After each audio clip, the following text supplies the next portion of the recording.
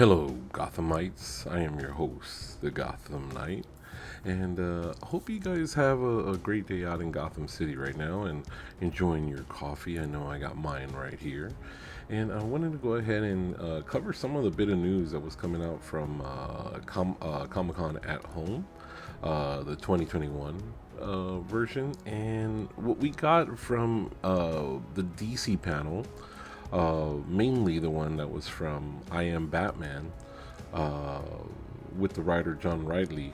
There was a bit of news and a bit of change, and I want to go ahead and discuss this because this is where pretty much the state, and I want to give my opinion about how I feel. So, what came out from Comic Con at Home was a panel with John Riley, and John Riley teased that uh, a Batman development that may change the DC universe forever. And I wanted to hop into that. And from what he said about the comments, how there's going to be a huge surprise for both the Fox family and the wider DC universe and what DC is doing. So I am Batman writer John Riley, and these are the new books. So if you're not keeping up with the new books, this is going to give you a little uh, bit of insight. Uh, I am Batman writer John Riley teased about the upcoming uh, shakeup within Gotham City for what's happening with Batman Fear State. And if you see the comics right now, it's Future State. Now we're going into Fear State. In the panel, he discussed, and this is his quotes. I did want to take the opportunity to thank you, the fans, for all your support of Jace Fox in both Future State and Batman Second Son. Riley said, after apologizing for not being able to make a live appearance on the panel, I'm so excited to continue Jace's journey in the new ongoing series, I Am Batman. Jace begins his adventure in the heart of Fear State, which is going to be the comic event of the fall and next year. So Fear State is going to take over this fall and next year. So keep that in mind, guys, when you're collecting. We have more surprises for you that is going to change the Fox family and maybe the DC universe forever. Which, when I was watching the panel, I heard that. I was wondering, like, okay, where are we going with this? So Fear State is going to be a horror themed event, um, which is going to kick off this August, and it's going to feature Scarecrow. And Scarecrow's controlling Gotham behind the scenes, and slowly controlling the city towards a dystopia, from away from the future state. Now, DC's initiative is going to happen, and they tease that future from the books. And Future State, which of course features Tim Jace Fox. If you don't know, Tim Fox is the other son of Lucius Fox, which was the estranged son, second son of Lucius Fox and brother to Luke Fox. Now, most of us know Luke, and Jace is the one that just came back and donned the cowl. So he has come back, and what they're alluding to is that while Bruce has been continually working behind the scenes, he's been operating underground and basically hiding from the magistrate, which is the group that's controlling pretty much Gotham right now. So Jace donned the cow and he took over and fighting crime with the other member families while Bruce is hiding. The next Batman, which of course explored Jace's origins, of course revealed that he devoted himself to crime fighting while witnessing his wealthy parents cover up a hit and run he committed as a teenager. So after we're learning of the future corruption committed by the Fox family, Jace inadvertently stumbled upon a hidden armory at Wayne Enterprises containing a bat suit. Now, where this goes and how this accomplishes where Batman comics are is a very weird state, and that's something where let's get let's get a sip of coffee and talk about it. Okay, so if you're not collecting or not reading Future State, and I say collecting because I feel like there's more collectors for the variant covers of books right now, and I don't know if they're actually reading the books, more so collecting it for the covers. That's my take. That's my feel. This is my opinion, and I'm giving you my opinion as a Batman fan. To me, I was always dedicated to the Batman comics and pretty much everything of Batman up into the New 52.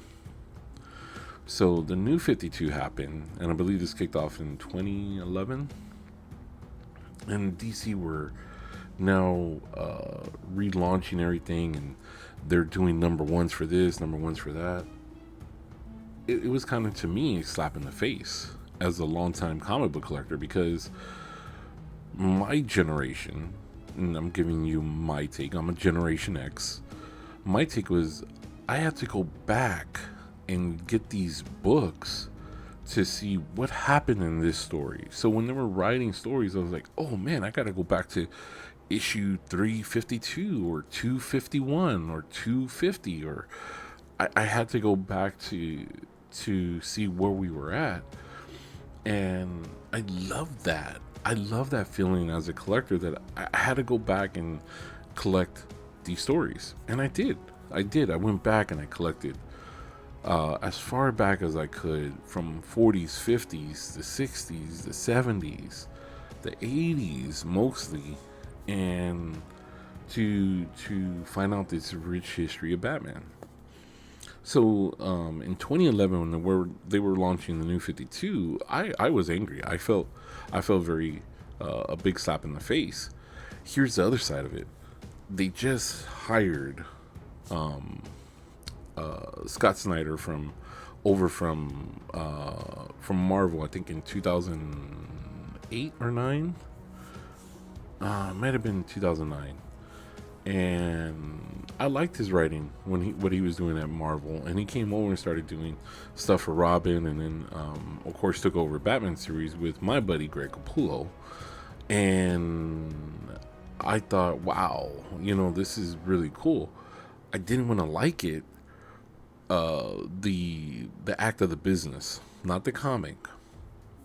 So I fully enjoyed Scott Snyder and Greg Capullo, and I love what they brought to Batman. I just hated that it had to kick off with everybody's getting into number one, with Aquaman, Wonder Woman, Batman, The Flash, everybody just pretty much starting over, right? And it was to the sacrifice of comic book sales. And that's the other side of it. When your comic book sales are dwindling down, what do? And at the time, I think DC felt, well, we need a shot. We need a revolution of sorts, and they relaunched the titles. And that was a bit of a pain for longtime collectors like myself. And it pretty much at that point drew me out. Like, okay, well, this is the part where you start to tell yourself, well, this is where comic book companies like DC and Marvel see us as the fans. That they're going to go try to get a new audience, and they got to stay alive and relevant and do things that they need to with the way they felt. Even if it feels, for some of us, not caring anymore. And that was very painful to feel that. Here's the other side. We're now in society where we're at, where we have to have an inclusion. And if you don't know this, I am not a white person. I am Hispanic. And I love my culture. I love the many beauties and art and amazing abilities of my culture. And that's the way that you should feel too. You should feel very proud of your culture. I'm very proud of it. And I love seeing characters like Bane, who share that culture. And of course, probably the well-known one is Zorro, who inspired Batman. So hey, now to see characters like writer what John Riley's doing, making Batman a black man, it to me it's not in the aspect of saying, oh well, Batman should be white. No, Batman's already been established as a white man, a typical white man, and that's the character of who he is. And I come from the side like, oh, so are you saying that Batman cannot be black? No, I'm not. What I'm saying is Batman is already an established character. When you have a family and you have a husband, wife, and kids, and you want to go in there and assert yourself as the new husband, you break up that family. And to me, that's how I view these. I know it's imaginative. I know that, and I know that it is a point of saying that, oh well, you know, this can happen. Yeah, I know it's all make believe. I know it's in our imagination. I know what we can do, but for me, create a character for that person.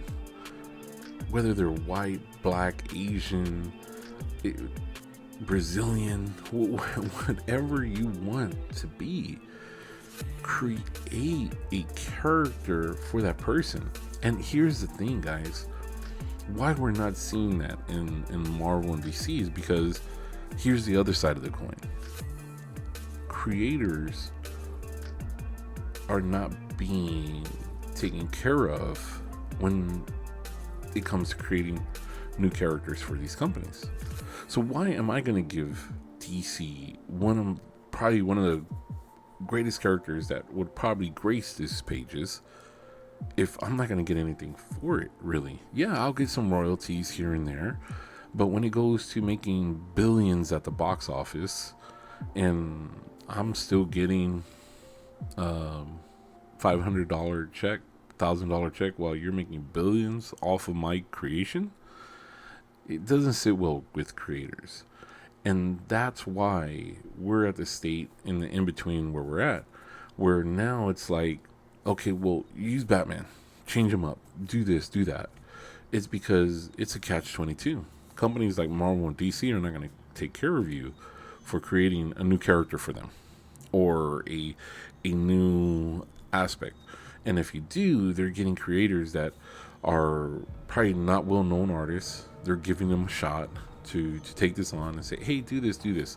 But when that creator learns how the business works, they move on. They stop. And they learn from artists that have come before, like, hey, you're not going to get this. You're not going to get that. And you're basically being used for that. That's why we're seeing characters like Batman changing to another person and being used in a different aspect. Now, you could disagree, and that's fine. We all have our opinions. This is my opinion. This is the way that information that I see it from friends in the industry, from friends that have drawn Batman, friends that have been a part of the company for years. And these are the stories that I'm sharing with you. And for myself, when I see a writer, and trust me, John Riley is a really great writer. Here's the thing.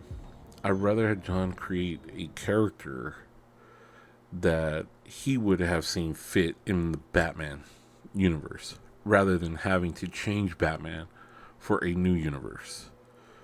And that's just been some of my issues with Batman. And characters like Clown Hunter and Punchline, which are really great. I'm not saying that those new characters are not great, but the creators that are doing that right now, I don't know if they're going to see a full return on what they created. And I love that they brought that into the world of Batman. I just want the company to take care of them if these characters get bigger, like what happened with Paul Dini and Harley Quinn. Harley Quinn is, let's be honest, with DC, you always talk about the Trinity. Okay, you have Superman, Batman, and Wonder Woman, and now you have Harley Quinn. Harley Quinn is one of the characters that, of course, created in the Batman animated series, can carry her own now. And what other character is going to come up that maybe a creator created and they're not going to get taken care of? And that's just the other side and the flip side of the coin, and why I wanted to share with you why I don't like changing Batman into another person or another culture, because to me it's a slap in the face. Do another character for my culture. You know, like if you feel the need that, oh, we got to do something for the Black community, the Hispanic community, the Asian community, create a character of that origin. You know, it's just, to me, that you're trying to change something that doesn't need a fix. You see a happy family over there, don't take out the dad and put yourself in the new dad. We all know that is home wrecking, and that's pretty much what's happening. You're home wrecking, and that's how I feel. You may not feel that way. You might think like, oh, that's great. To me, it's home wrecking. Batman is Bruce Wayne, and Bruce Wayne is Batman. And I might just be old. I might not. I might just be different. However, if you can go in there and say, hey, well, this is the next Batman. Well, sorry to disappoint you, but there was 80 years of the other Batman, and now you want to change it up to this? No.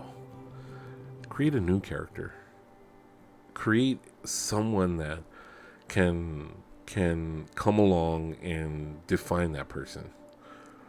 And you're building off you're pretty much writing the tailcoats of the other person.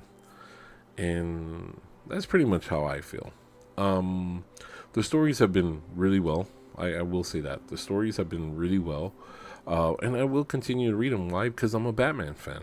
I'm going to give you my opinion. I'm going to tell you what I see that's wrong with it. And that's pretty much how it is.